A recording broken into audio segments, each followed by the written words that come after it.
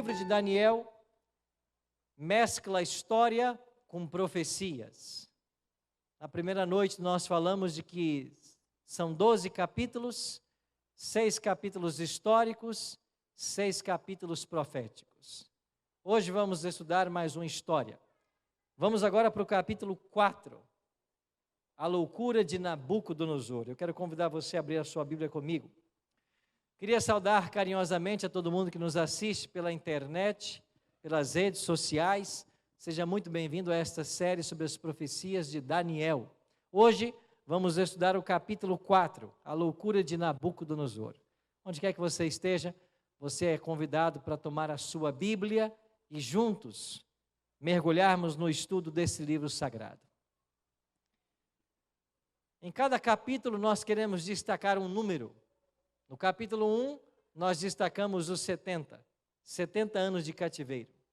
No capítulo 2, nós destacamos o 4 impérios mundiais. No capítulo 3, nós destacamos o número 3 jovens na fornalha. E no capítulo 4, nós queremos destacar o número 7, porque foram 7 anos difíceis enfrentados pelo rei Nabucodonosor. Vamos então entender um pouco mais dessa história. Acredita-se que Nabucodonosor seja o autor do capítulo 4 de Apocalipse.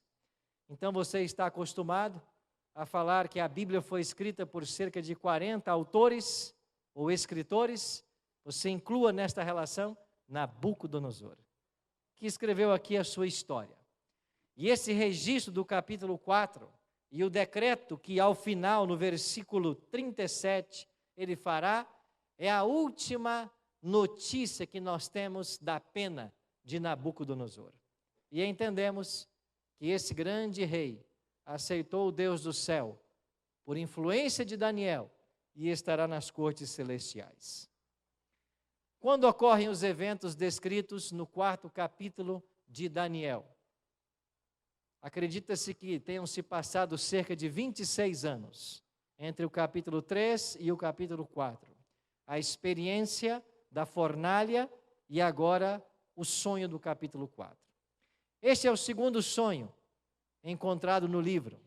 E no capítulo 3, verso 29, Nabucodonosor reconhece a soberania do Deus Altíssimo ao declarar: não há outro Deus que possa livrar como este.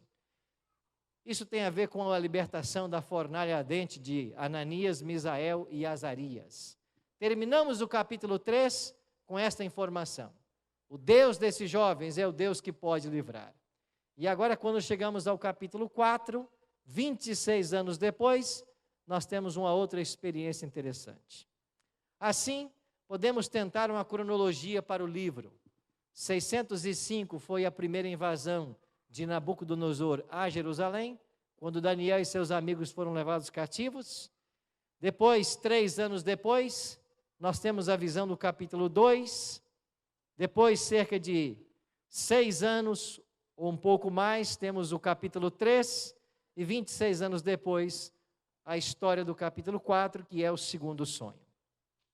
Eu já destaquei com vocês aqui esse verso do profeta Jeremias, no capítulo 7, onde Deus próprio chama Nabucodonosor de meu servo. Mas como que este rei pagão era um servo de Deus? Porque Deus estava usando o império de Babilônia para disciplinar seu povo. E Deus também queria usar a influência desse grande monarca para abençoar o mundo de então. Por isso Deus chama Nabucodonosor de meu servo. Então vamos à história. O sonho acontece e a história se repete. O rei teve um sonho, só que diferente do capítulo 2, onde o rei não lembrava nem o sonho e nem sabia a interpretação, agora o rei lembra o sonho, mas não sabe o significado.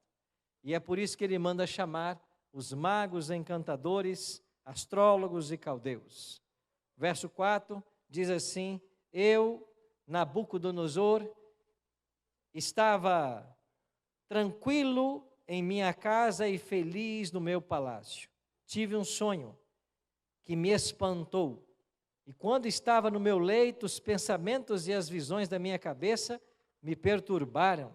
Por isso, expedi um decreto pelo qual fossem introduzidos à minha presença todos os sábios da Babilônia, para que me fizessem saber a interpretação do sonho. Então todos os magos, os encantadores, os caldeus, os feiticeiros, e lhes contei o sonho, mas não me fizeram saber a sua interpretação. O rei sabia o sonho, mas eles não sabiam a interpretação. Interessante que em outras ocasiões, eles sempre interpretavam os sonhos do rei. E como eu disse ontem, geralmente era uma interpretação genérica. Mas quando o rei pediu no capítulo 2, para que eles dissessem qual era o sonho, eles não poderiam inventar qualquer coisa, que o rei certamente saberia ser mentira. Agora, passados os eventos do capítulo 2, quando chega o segundo sonho, os magos também já estão advertidos. Se eles inventassem qualquer coisa que não fosse a verdade, as consequências seriam terríveis.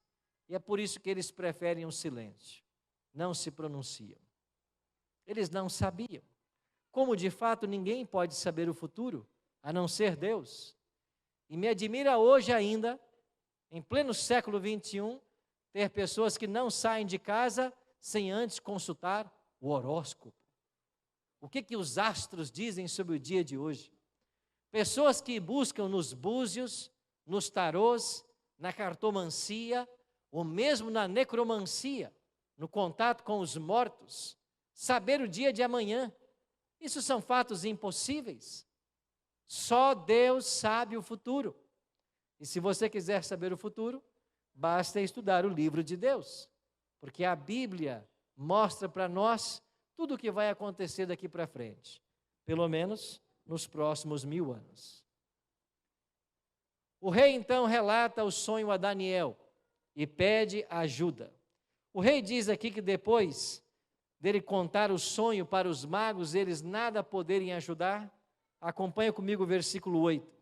Por fim, se me apresentou Daniel, cujo nome é Beltesazar, segundo o nome do meu Deus, no qual há o Espírito dos deuses, e eu lhe contei o sonho, dizendo. E agora o rei começa a contar o sonho para Daniel. E Daniel ouve atentamente tudo o que o rei havia sonhado. Era assim, disse Nabucodonosor para Daniel, as visões da minha cabeça, quando eu estava no meu leito. Eu estava olhando e vi uma árvore no meio da terra, cuja altura era grande, crescia a árvore e se tornava forte, de maneira que a sua altura chegava até o céu. E era vista até os confins da terra. A sua folhagem era formosa e o seu fruto abundante, e havia nela sustento para todos. Debaixo dela, os animais do campo achavam sombra. As aves dos céus faziam morada nos seus ramos, e todos os seres viventes se mantinham dela.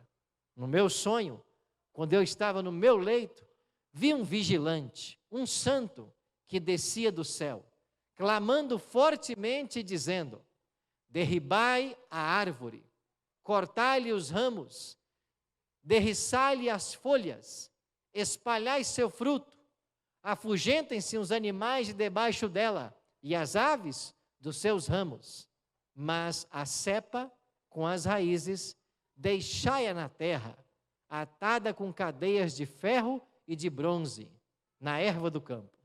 Seja ela molhada do orvalho do céu, e a sua porção seja com os animais da terra, a erva da terra. Mude-se-lhe o coração, para que não seja mais coração de homem, mas seja dado coração de animal, e passem sobre ela 7 tempos. Esta é a sentença, e esta sentença é por decreto dos vigilantes, e esta ordem por mandato dos santos, a fim de que conheçam os viventes que o Altíssimo tem domínio sobre o reino dos homens, e o dá a quem quer, e até os mais humildes dos homens constitui sobre eles. Um sonho de fato impressionante. Não há na literatura nenhum sonho precedente com toda essa simbologia. Nabucodonosor estava temeroso de qual seria a interpretação. Interessante que quando ele termina de contar o sonho para Daniel, Daniel fica triste, abatido, ao ponto de não querer revelar ao rei o significado do sonho. Mas o próprio rei motiva Daniel. Não tenha medo, Daniel. Me conta o que significa. Não fique apreensivo. E então Daniel traz a interpretação para o rei. Esta grande árvore, ó rei, que atingia até os céus, em cuja folhagem as aves se abrigavam, em cujas sombras os animais ficavam, e o fruto alimentava todos os viventes, esta árvore representa o Senhor. Tratava-se de uma mensagem pessoal, e Daniel começa então a explicar para ele. Versículo 25. Melhor, vamos ler desde do 23. Quanto ao que viste, ó rei, um vigilante, um santo que descia do céu e que dizia: cortai a árvore. Vá para o verso 25. Serás expulso de entre os homens, e a tua morada será com os animais do campo. E dar-te-ão a comer ervas como os bois, e serás molhado do orvalho do céu, e passar-se-ão 7 tempos por cima de ti, até que conheças que o Altíssimo tem domínio sobre o reino dos homens, e o dá a quem quer. Daniel então começa a interpretar o sonho, e deixa claro os elementos. Aquela árvore era uma representação do próprio rei Nabucodonosor. O fato da árvore ser cortada significa que ele seria tirado do trono e seria levado a viver entre os animais. Comeria comida com os bois e o orvalho do céu cairia sobre seu corpo. Mas quanto ao vigilante do céu, que dizia que a cepa da árvore não deveria ser mantida, significa que ele não de tudo perderia seu poder. Mas ao passarem-se 7 tempos, e de acordo com Daniel 11:13, tempo é ano, ao passarem-se 7 anos, ele voltaria ao trono. Mas ele ficaria assim, como um animal, até que ele reconhecesse de que há um Deus que domina sobre todos, e ele dá o seu reino a quem ele quer, e ele coloca os humildes no poder. Foi uma mensagem direta para Nabucodonosor, para abater seu orgulho, e para mostrar que mesmo sendo ele o dirigente da maior potência do mundo, havia um Deus que governava acima de todas as coisas. Quando nós ligamos os noticiários, e todos os dias você vê os grandes personagens mundiais, com as caras nas televisões, dando suas opiniões, levando avante os negócios das nações, nós somos tentados a pensar de que esse mundo não está sob o controle de um Deus de amor. Mas essa é uma tentação que a gente tem que vencer. Não importa o governante que tenhamos em qualquer nação do mundo, não importa o que eles façam, há um Deus que governa acima desses homens. E por inspiração profética de Ellen G. White, ela diz que muitas vezes, nas assembleias dos homens, quando decisões importantes estão para serem tomadas, anjos, na figura de pessoas humanas, intervêm nos negócios para que os planos de Deus sejam levados a efeito. Deus está interessado em cada história. Deus está interessado em cada nação, em cada tribo. Ele vigia com olhos atentos para saber como as coisas se movimentam nesse planeta, porque o nosso planeta tornou-se objeto de extremo cuidado de Deus, por sermos nós a única ovelha perdida do universo. Ou seja, o único planeta onde o diabo teve sucesso. E é confortante pensar que Deus Pai, Deus Filho e Deus Espírito e todos os anjos dos céus estão constantemente a serviço da humanidade, a nosso serviço. Hebreus diz que eles são ministros que trabalham a favor da salvação, ou daqueles que hão de herdar a salvação. Por isso Deus se importa com cada ser humano, Deus se importa com cada caso. E é por isso que você vê no capítulo 4, mais uma tentativa divina por alcançar o coração de Nabucodonosor. É uma história que vem há anos.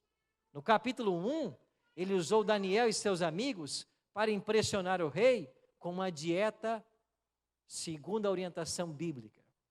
E eles se provaram mais fortes, mais robustos e 10 vezes mais sábios que os sábios da Babilônia.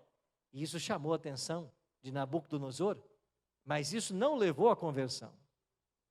Quando vamos para o capítulo 2, Deus pessoalmente dá um sonho ao rei, um sonho que desvenda 2.500 anos na história, e foi informado a Nabucodonosor de que o reino dele passaria, perderia seu poder, sua hegemonia para um reino mais fraco, como era a Medopérsia, mas que viria um terceiro reino, que viria um quarto reino, que esse quarto seria dividido em 10 partes, e nos dias dos reis dessas 10 partes, viria o quinto reino.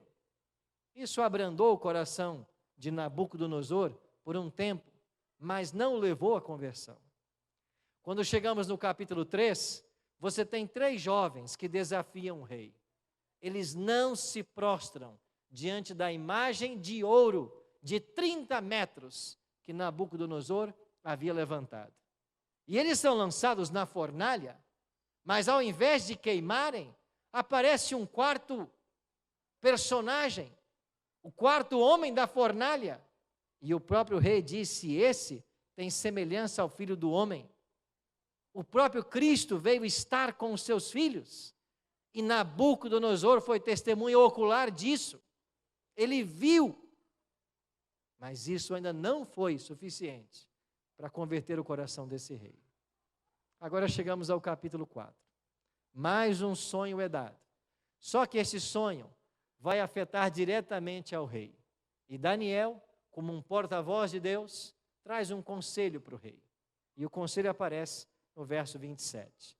Daniel diz assim: Rei, aceita o meu conselho e põe termo pela justiça em teus pecados e em tuas iniquidades, usando de misericórdia para com os pobres, e talvez se prolongue a tua tranquilidade.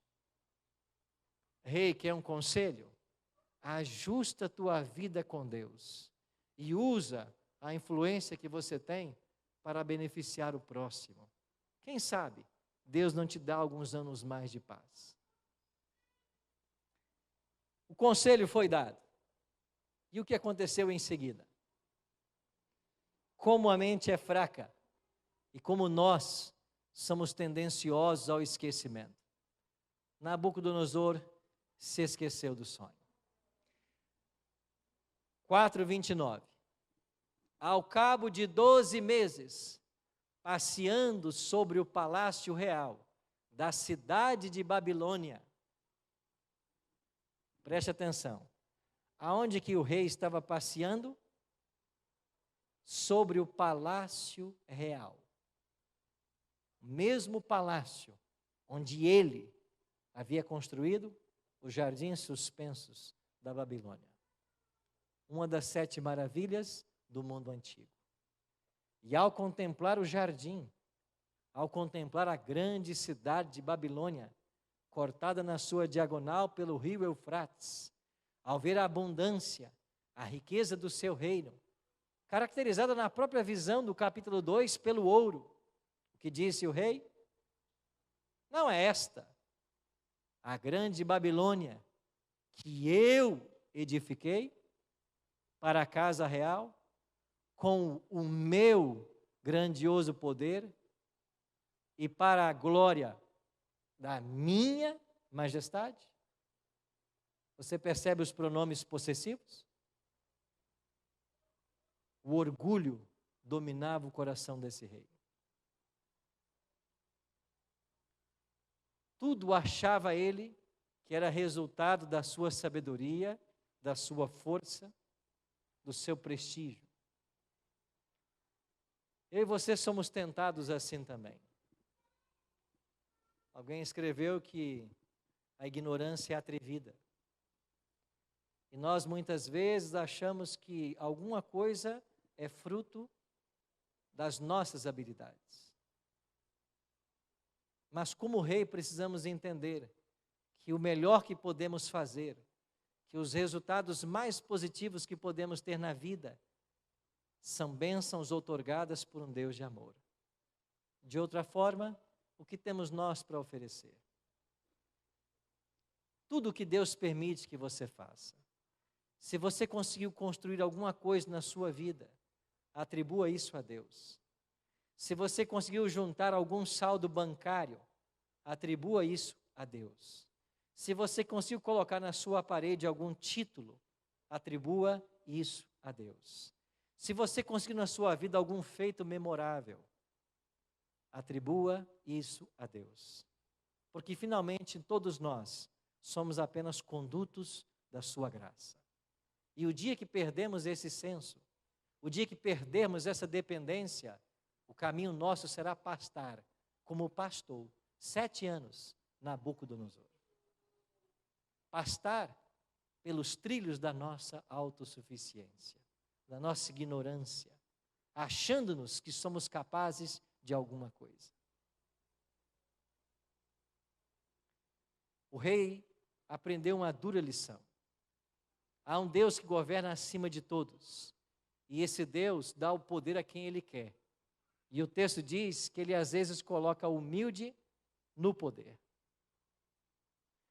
No exato momento que ele estava pensando com os seus botões, alimentando-se da sua vanglória, o que aconteceu? A profecia se cumpriu.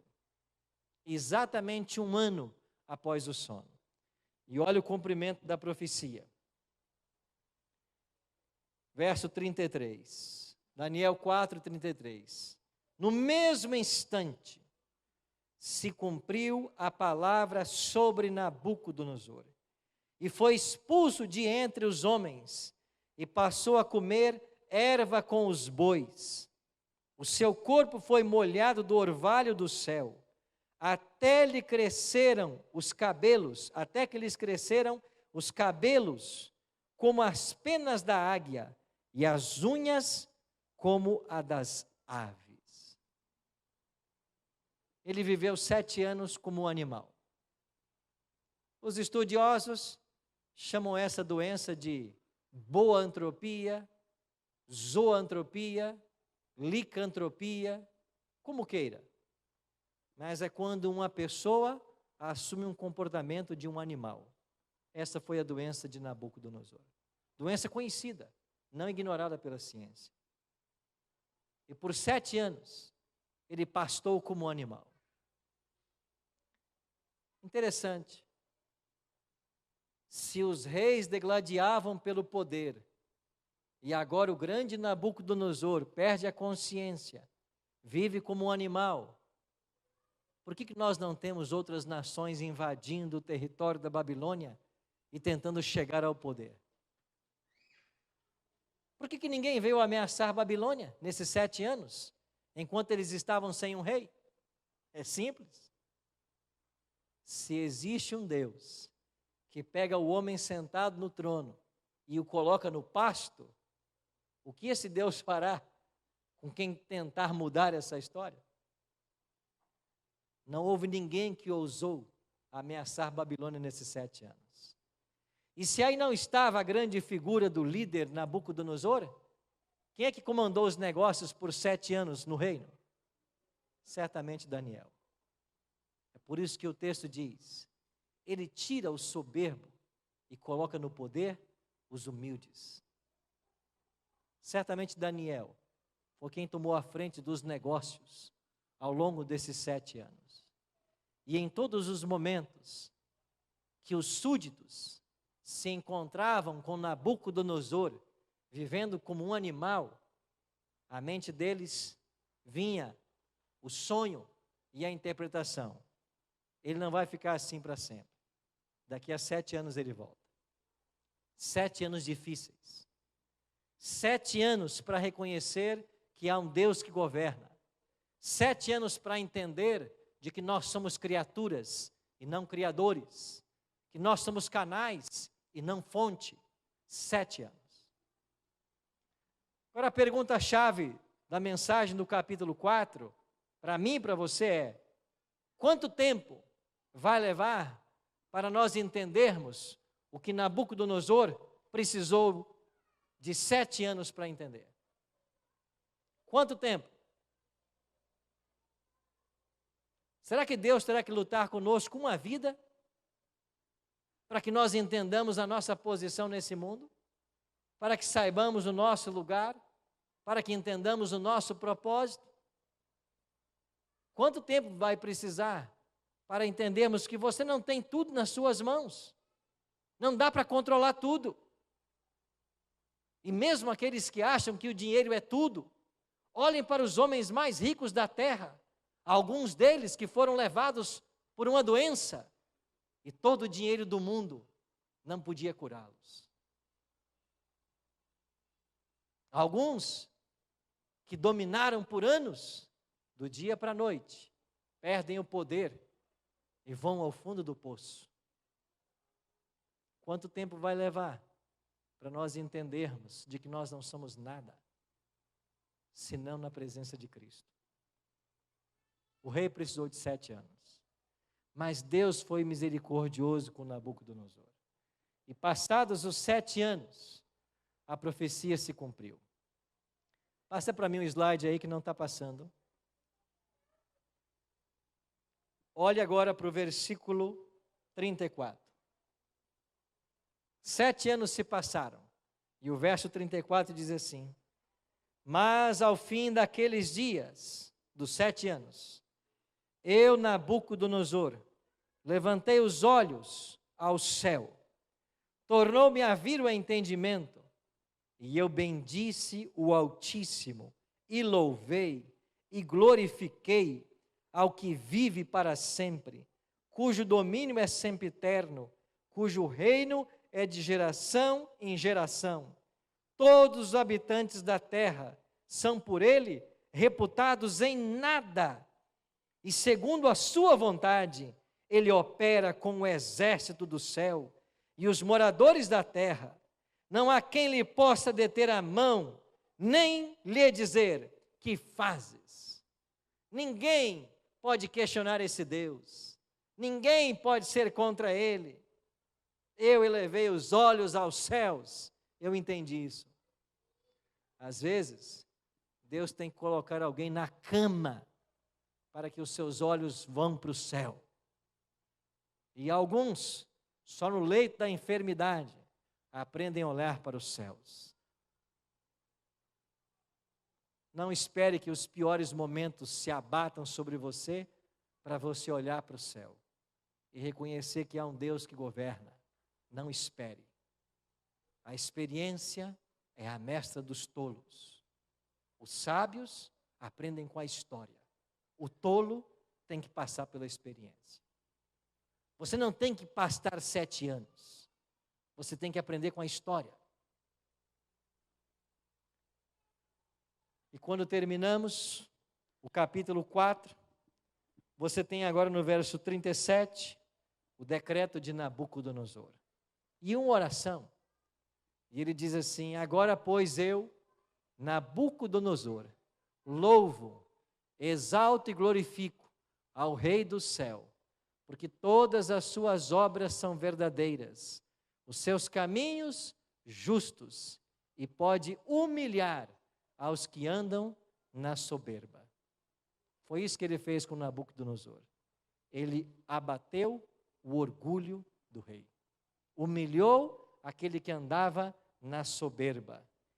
E esta foi a última informação da pena que nós temos da história.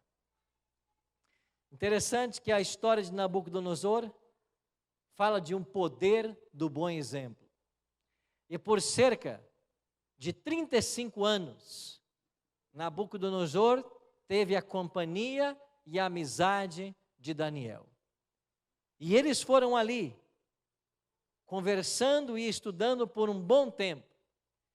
E sem dúvida foi devido à influência desse querido profeta que Nabucodonosor foi levado à conversão. Essa proclamação pública que nós temos, depois que ele toma consciência, reconhecia a misericórdia, a bondade e a autoridade de Deus. O último ato de registro da sua história. O capítulo 4 foi deixado aqui para mostrar para todos nós de que há um Deus que governa, um Deus que humilha os altivos e soberbos e coloca no poder quem Ele quer. Ezequiel 33, 11 resume a ação divina nesses 4 primeiros capítulos em relação a Nabucodonosor. Tão certo como eu vivo, diz o Senhor, não tenho prazer na morte do perverso, mas que o perverso se converta do seu caminho e viva. Convertei-vos dos vossos maus caminhos, porque, pois, haveis de morrer, ó casa de Israel. Então, esse desejo de Deus de salvar ficou claro na história de Nabucodonosor. 4 capítulos, 4 tentativas, e finalmente o plano divino se cumpriu na vida desse grande rei. Esses 4 primeiros capítulos nos ensinam uma coisa: Deus ama e trabalha intensamente para a salvação de todos. E talvez você, como eu, ao olharmos para as páginas da Bíblia, a gente sinta um pouco de, eu não sei se existe santa inveja, mas eu sinto alguma coisa parecida ao olhar como Deus tratava as pessoas. Como Deus falava pessoalmente com elas. Me veio à mente um exemplo agora. Você está lembrado de Saulo, que era um grande perseguidor da igreja, um homem temido? Mas Deus falou assim para Ananias: vai lá na casa onde está Saulo. Ananias até disse: mas o senhor não sabe quem é Saulo? Mas ele foi, né? Tá, se Deus viesse e dissesse para você uma coisa parecida, você também não faria? O próprio Deus está falando. Por que você vai temer? Mas foi Deus quem falou. Não foi uma intuição que ele teve. Não foi uma impressão. Não foi um conselho de alguém. Ele ouviu a voz de Deus. Vai lá. Eu acho que nessa circunstância eu também iria. Era a voz de Deus. Aí talvez a gente se pergunta, mas por que então Deus não fala tão claramente conosco hoje, como falava com eles? Eu acho que Ele fala. É a gente que cada vez se torna mais surdo. Porque todas as vezes que você abre esse livro, é Deus falando. Eles não tinham esse livro. Nós temos. Com facilidade. Podemos abri-lo em qualquer parte desse livro e será a boca de Deus nos falando. Ele fala. E se nós acreditarmos na palavra profética e nós obedecermos, nós teremos os resultados que esses homens de Deus tiveram. Deus ama a todos. E toda essa intensidade que Ele teve para salvar Nabucodonosor, Ele tem também para salvar você. Não pensa que é diferente, porque não é.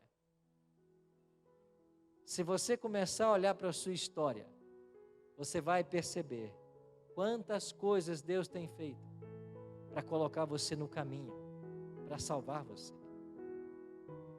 Basta você revisitar a sua história.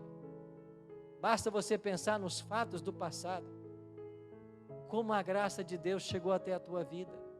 Como Deus tem assistido você. Como Deus tem cuidado de você. Como Deus tem protegido sua casa. Nós temos que relembrar a história. Você vai perceber que essa intensidade de Deus em salvar o rei acontece hoje com cada um de nós. E se nós formos sensíveis a esta voz, se nós atendemos ao conselho profético, como Daniel ofereceu para ele, quem sabe não precisemos pastar 7 anos como precisou o rei. Mas que a nossa paz seja longeva e que a bênção do Senhor repouse sobre nossa casa e sobre aqueles que nós amamos. Vamos orar? Pai querido, muito obrigado pelo conselho da Tua palavra hoje e por sabermos que o Senhor deseja salvar a todos, indistintamente, que o Senhor trabalha individualmente, buscando lapidar nosso caráter e preparar a todos nós para a vida eterna. Hoje, dá-nos a disposição de ouvirmos a palavra profética, de abrirmos o Teu livro sagrado e de estarmos atentos a cada conselho que em suas páginas registram, e que através da influência do Teu Espírito, os nossos olhos também sejam elevados aos céus, e nós reconheçamos, como fez o rei, que há um Deus que governa acima de tudo. Nós queremos ser cidadãos em Teu reino, e um dia na eternidade, queremos louvar o Teu nome e Te agradecer por tão grande amor e maravilhoso sacrifício. Abençoa-nos a todos e prepara-nos para o estabelecimento do Teu reino. É a nossa oração, em nome de Jesus. Amém.